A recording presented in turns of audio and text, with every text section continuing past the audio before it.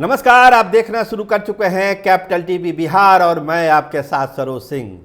देखिए, लोकसभा चुनाव के बाद भी बिहार में चुनावों की बहार है। आप जान ही रहे हैं, राज्यसभा की 2 सीटों के लिए यहाँ पे चुनाव होना है, 5 बाई इलेक्शन होने हैं, विधान परिषद की 1 सीट को बहुत जल्दी में भरा जाना है। जी हाँ, रामबलि सिंह चंद्रवंशी के अयोग्य ठहराए जाने के बाद जो सीट खाली हुई थी 6 फरवरी 2024 को, उस सीट को अब भर देना है और उसके लिए जो है 12 तारीख को यानी 12 जुलाई को इस पर मतदान हो जाना है। तो 12 जुलाई को ये सीट भर दी जाएगी, विधान परिषद की 1 सीट।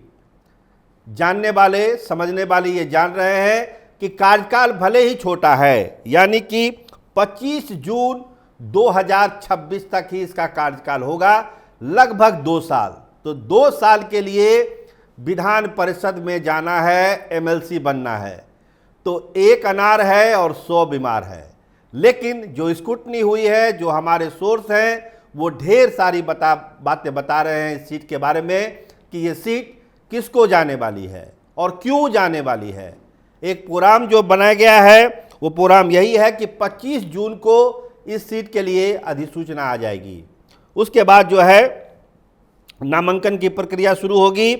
5 जुलाई तक जो है नाम वापस लिए जा सकते हैं इसमें, और जो 2 जुलाई तक नॉमिनेशन होना है, यानी 2 जुलाई तक नॉमिनेशन होगा, 5 जुलाई तक जो है नाम वापस लिए जा सकते हैं। और अगर ज़रूरत महसूस हुई, 1 से ज़्यादा लोगों ने अगर नॉमिनेशन कर दिया, तो 12 जुलाई को सुबह 9 बजे से शाम 4 बजे तक मतदान होगा।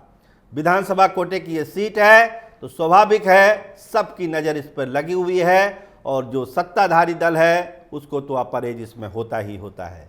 लेकिन इस सीट से जाएगा कौन, सबसे बड़ा सवाल अब यही है कि विधान परिषद की सीट तो 1 है, लेकिन दावेदार बहुत सारे हैं।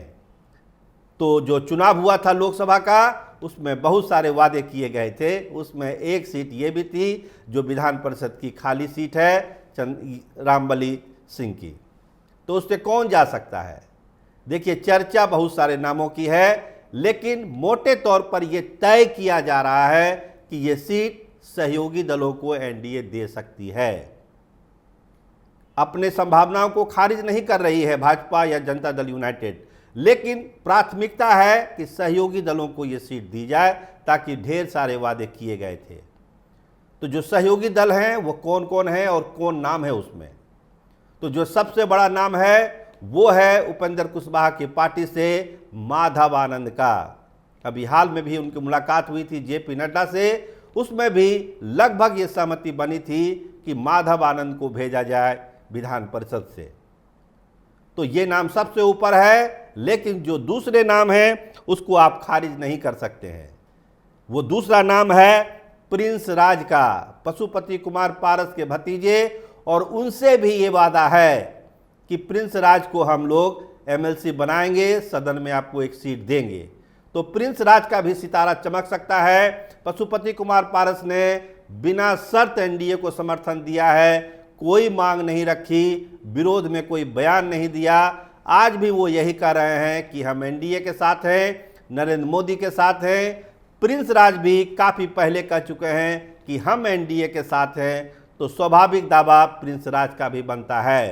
तो 2 दावेदार, माधव आनंद और प्रिंस राज, इन दोनों में बहुत ही कड़ा मुकाबला होने वाला है विधान परिषद की 1 सीट के लिए। अब आ जाइए तीसरे दावेदार पर। तो तीसरा दावेदार कौन है? देखिए, एक सितारा चमक रहा है, एक चिराग जल रहा है, और चिराग पासवान चाहते हैं कि जो उनके प्रदेश अध्यक्ष हैं राजू तिवारी, उनके लिए ये सीट ली जाए। कहा यह जा रहा है कि जब लोकसभा चुनाव की बात हो रही थी, तो विधान परिषद की भी 1 सीट की बात हुई थी। कहा गया कि आप जीतन राम मांझी की पार्टी को तो 1 सीट दे चुके हैं, तो 1 सीट मुझे भी मिलनी चाहिए। और ऐसा बताया जा रहा है, अभी पुष्ट खबर नहीं है, कि उस समय चिराग पासवान को यह भरोसा दिया गया था कि आपको विधान परिषद की 1 सीट भी हम देंगे।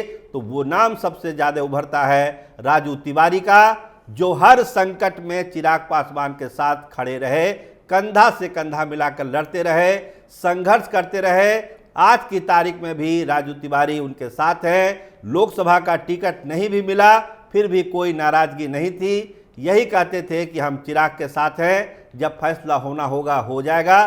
तो लगता है कि वो घड़ी अब आ चुकी राजू तिवारी के लिए, जब चिराग पासवान उसके लिए एनडीए की बैठक में वीटो करेंगे कि राजू तिवारी को ही सीट दी जाए। तो 3 नाम जिसकी हम चर्चा कर चुके हैं, माधव आनंद, प्रिंस राज और राजू तिवारी, ये सहयोगी दलों के नाम है जिस पर बहुत ही गंभीरता से विचार हो रहा है कि इन सीट को, जो एक सीट खाली हुई है उस पर 2 साल के लिए किसको एमएलसी बनाया जाए। लेकिन सहयोगी दल के अलावा जो मूल पार्टी है भाजपा और जनता दल यूनाइटेड, इसकी भी अपनी अपनी बाध्यता है, कंपल्सन है, मजबूरी है कि अपनी पार्टी से भी किसी को भेजें। लब कुछ समीकरण गड़बड़ाया हुआ है। लोकसभा के जो नतीजे हैं वो लब कुछ समीकरण के गड़बड़ाने के साफ साफ संकेत दे रहे हैं। तो क्या लब कुछ समीकरण से किसी की लॉटरी लग सकती है? तो जनता दल यूनाइटेड से जो नाम है, सबसे ऊपर नाम है, मजबूत नाम है, वो नाम है पूर्व एमएलसी रामेश्वर महतो का, जिनकी किस्मत खुल सकती है। 2 साल के लिए वो विधान परिषद भेजे जा सकते हैं, ऐसा हमारे सोर्स का कहना है।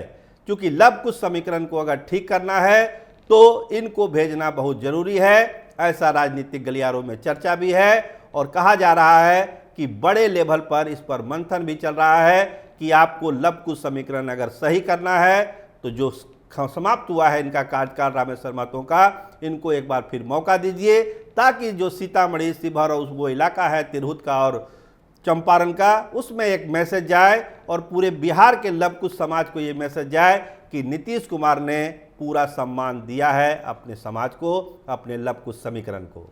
तो देखिए क्या होता है रामेश्वर महतो के नाम पर। लेकिन एक नाम जो नीतीश कुमार के हनुमान है जनता दल यूनाइटेड में, आप जानते हैं छोटू सिंह साए की तरह रहते हैं नीतीश कुमार के साथ, उनका भी पिटारा खुल सकता है, उनकी भी लॉटरी लग सकती है, ताकि लंबे समय से वेटिंग चल रहे हैं।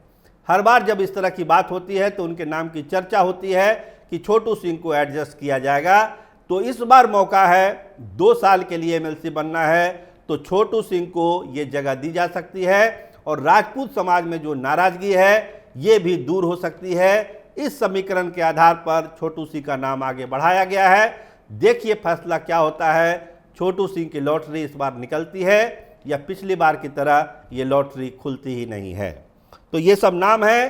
तो भाजपा के तरफ से भी एक नाम है, क्योंकि हमने कहा कि जो राजपूत वोटों में जो गुस्सा है, बिरादरी में जो गुस्सा है लोकसभा चुनाव को लेकर, उस गुस्से को शांत करने के लिए जनता दल यूनाइटेड के तरफ से छोटू सिंह और भाजपा के तरफ से सतेंद्र सिंह का नाम आगे बढ़ाया गया है।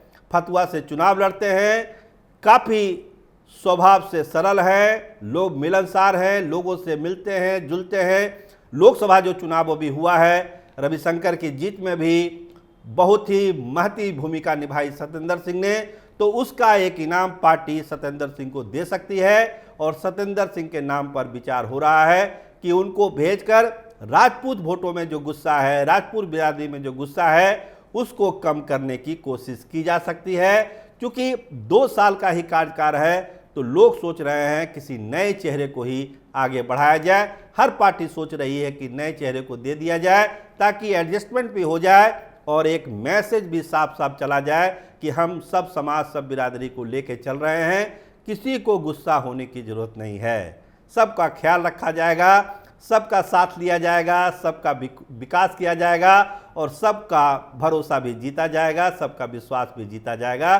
तो ढेर सारे नाम एक सीट के लिए जो हमने आपको गिनाए, माधव आनंद, प्रिंस राज, राजू तिवारी, रामेश्वर महतो, छोटू सिंह और सतेंद्र सिंह, ये लोग लगे हुए हैं जो एक सीट खाली होने वाली है। 2 जुलाई को नामांकन की आखिरी तारीख है, यानी समय बहुत कम है, समय बहुत कम है।